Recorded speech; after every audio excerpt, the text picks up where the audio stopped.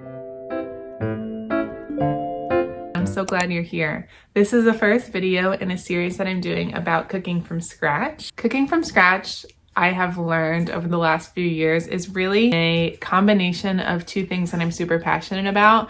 One is saving money and being conscious about where we're spending our money. Number two, living in a healthy way and eating in a healthy way, knowing what we're putting into our bodies. And I've also found that the simplicity of cooking from scratch for me has really helped me. The ways that I can work with my hands has just really helped me mentally. And so I just wanted to share what I have learned over the last few years as I have practiced. I'm nowhere near an expert, but there are things that I've learned that I would love to share with you. So today's video is going to be all about preparation, the pantry, how I set up my kitchen in a way that it is feasible for me to cook from scratch, because I found that if I'm not prepared, I won't be cooking from scratch. So I just wanted to share what I do at the beginning of every week and what I make sure that I have stocked in order to have a running kitchen. Now let's talk about the schedule of my kitchen. For the most part, the kitchen stays open, especially throughout the week, and then I close it on the weekends.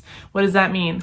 Well, I'm doing things like sourdough or kefir. Those things are on the counter at night, or bone broth is on the stove all day long. The kitchen is constantly running.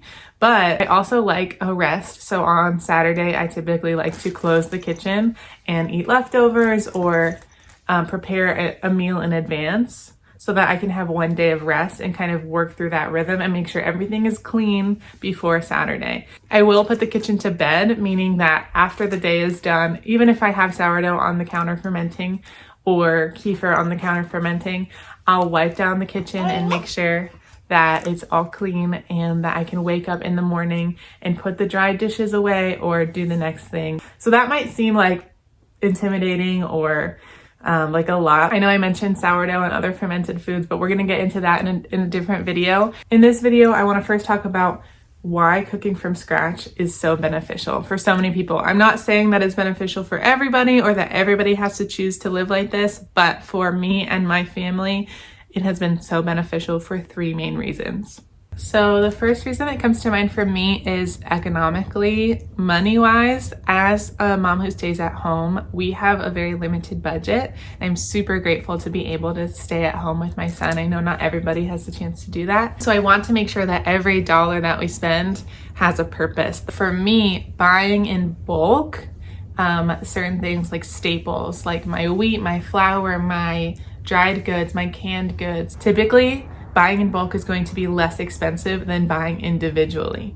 There are even small ways that this applies. Like instead of buying canned beans from the store, which is about like $1 for a can, let's say, I try to buy dried beans. Right now I have a 10-pound pail of beans that I am using in all of my soups. Something like dried beans, if you're going to use them, you can get something like a 10-pound pail because they're not going to go bad. Whereas you might not want to buy vegetables in bulk because they're going to go bad in your fridge. So finding those foods that are strategic and you're able to buy in bulk in the least expensive way possible, like dried beans. That's an example of over time, it really does make an impact. And you will also have that food security of knowing, well, I always have beans in the pantry, or I always have lentils, or I always have rice. Okay, so I'm getting ahead of myself. The first reason, economical. You save money when you're able to buy in bulk.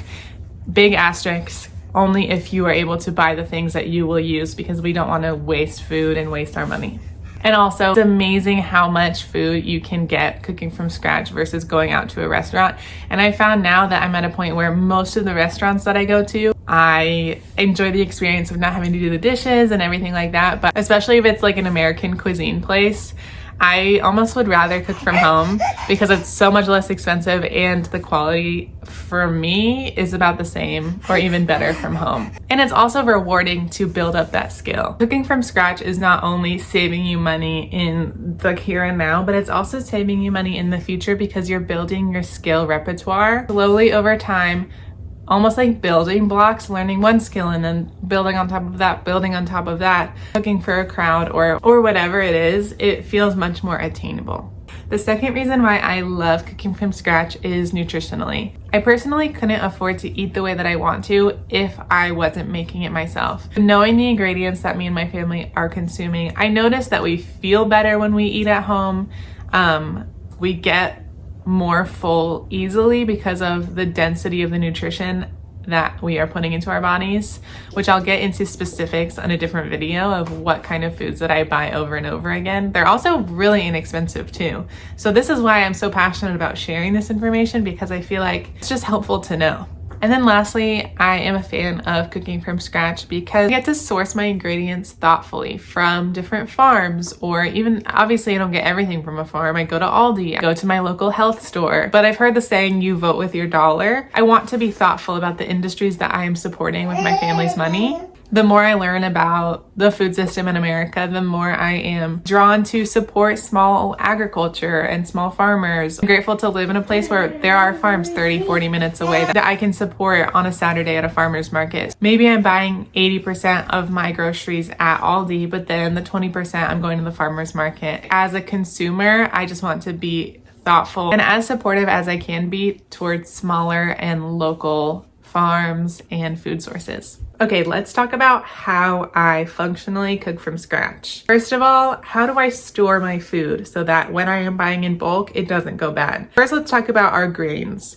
I have rice and I have whole wheat berries that I store in, I think they're 5-gallon buckets. Let me show you.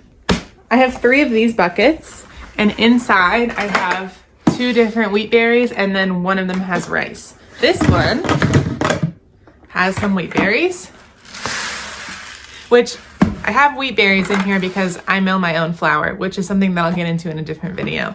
But don't be intimidated by that. Wheat berries and rice, if they are stored properly, they will last a very, very, very, very, very long time. So this is a 5-gallon bucket, and this is a Gamma lid that twists on. I got these from, I think, Home Depot.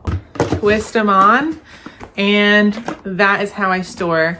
I get 25 pounds of rice, 25 pounds of the wheat berries, and they fit really well in these bad boys. And I just have them in my kitchen. My kitchen is small. It's actually also my laundry room. They're just sitting in front of my washing machine. I have learned so much from other homemakers on YouTube, specifically the channel Farmhouse on Boone. I listen to her podcast and I also watch her videos. And that is how I learned about these. She also does this. So I would check out her channel if you are looking for inspiration about cooking from scratch specifically. She does a really good job of inspiration, but also education. So like I mentioned before, I also store certain shelf-stable items in my pantry. For example, the 10-pound pail of beans. I also have a 10-pound pail of salt. I have tomato sauce canned because we have a weekly pizza night. I can never have enough tomato sauce. Pasta. So how can I cook from scratch but not have to meal plan every single meal specifically? That has to do with how I store my meat. I like to keep my freezer stocked with meat as much as possible. And then in the beginning of the week, I will take the meat out of the freezer into a specific spot in the fridge for it to thaw. I don't necessarily have a plan for all of that meat. Typically, it's 1 whole chicken and a few cuts of pork or beef. So at this point in the year, I'm making a lot of soups. So I know, for example, that I'll pull out that whole chicken and I'll cook it in a way that I'll get both the chicken broth and the meat from the bird. And then I'll reserve the bones so that I can make even more bone broth. The one that is respecting the whole animal, being as resourceful as we can. And 2, that enables me to create soups from scratch, spending no extra money for the broth. Also, when I started cooking from scratch 3 years ago, my husband had to sit me down in a very sweet way. He told me, use a recipe. I feel like I want to clarify the point that I'm trying to make here, which is that I did not have the basics down. I did not have a foundation, but I was trying to experiment. So I didn't have anything to compare my experiments to. So I was doing crazy stuff like putting hummus on pizza. I had never made just plain pizza before. So I needed to start with, let's make a plain pizza and then let's experiment with toppings. And then let's see what works well together, what doesn't. But I had no foundation for that. So my husband encouraged me to look at recipes and use recipes so that I could build that foundation, if that makes sense. And also it was a lot kinder. I think I was asking for the feedback at the time. So yeah. Because I had the creativity at the time, but I did not have the skill to create something at the end of the day that was going to be enjoyable to eat, unfortunately. Now, after following recipes for 3 years, I can go off of the recipe or I can substitute, which is something that's really important as we are cooking from scratch. We're not going to have all of the spices that every recipe calls for. Building a solid, I would say deep but not wide inventory of items that we know how to cook. We know what it tastes like, stuff like that. It can become like second nature to add things to a recipe recipe or create a soup knowing the flavor that you're going for and the inspiration that you're taking from other recipes that you've done before. Okay, I have 2 more points.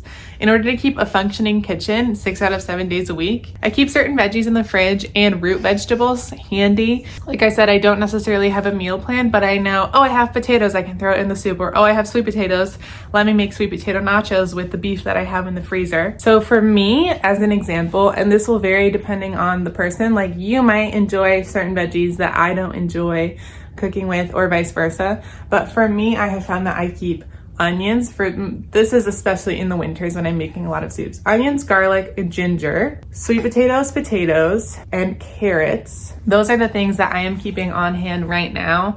Also things like oil. I have a gallon of olive oil on my counter and a gallon of coconut oil in my pantry. I have butter in my freezer. I mentioned that I have salt. You'd be surprised at how much salt is used when you're baking and cooking from scratch. So those are some examples of things that I keep on hand. And I've learned along the way that those things in particular help me have a functioning kitchen.